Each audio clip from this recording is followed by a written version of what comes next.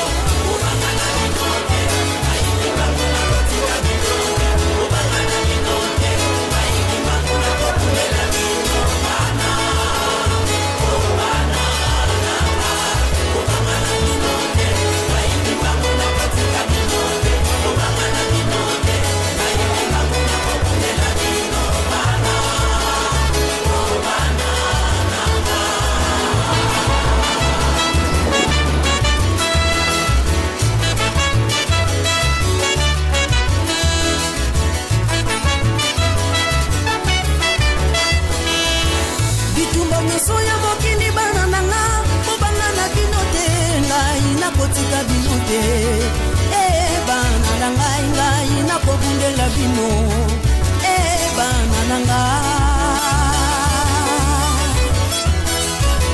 bitumba nyonso ya mokili bana nanga kobanga na bino te ngai nakotika bino te bana na ngai nakobundela bino bana na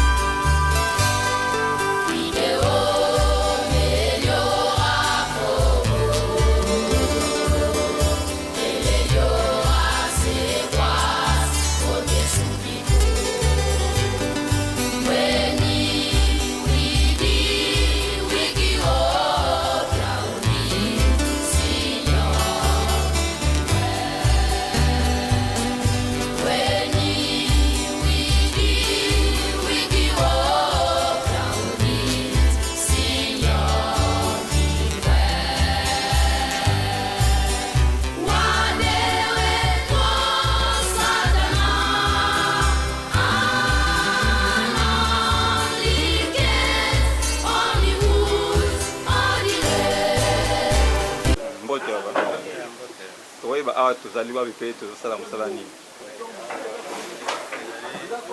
Na entreprise moko STS oyo biso toza frappe na continue na konde espace na bango awa po toya kobomama biloko oyo tomoni awa ekiti awa eza biloko nini mpe euti wapi? biloko oyo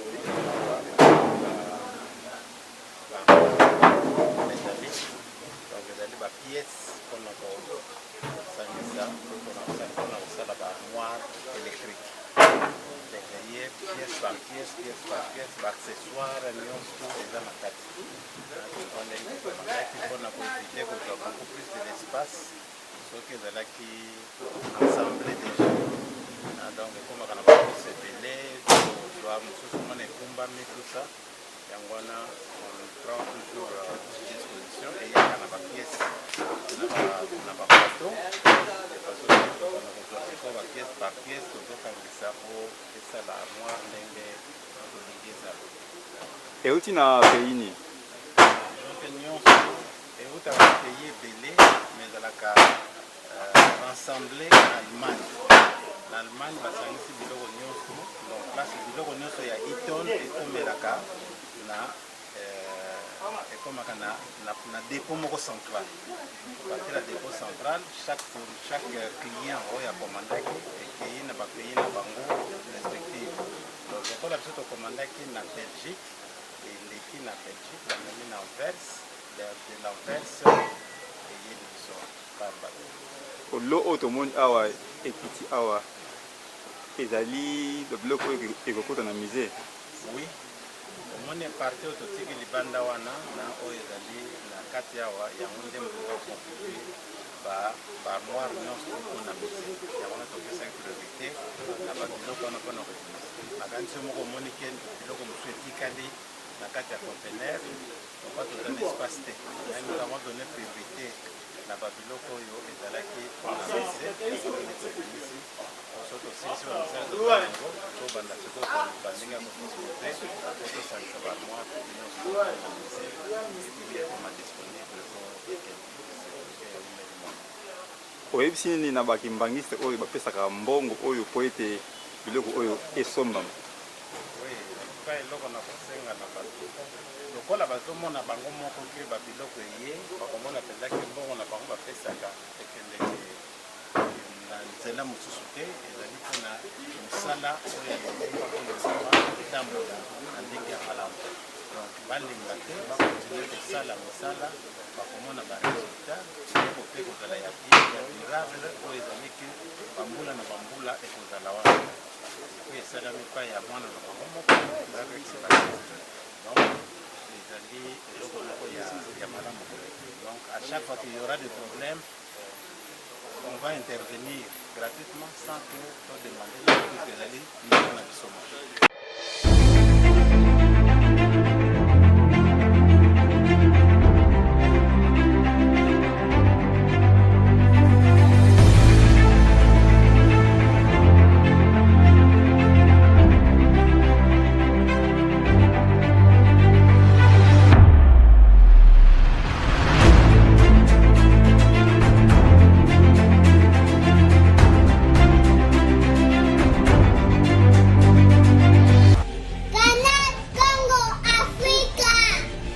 Good.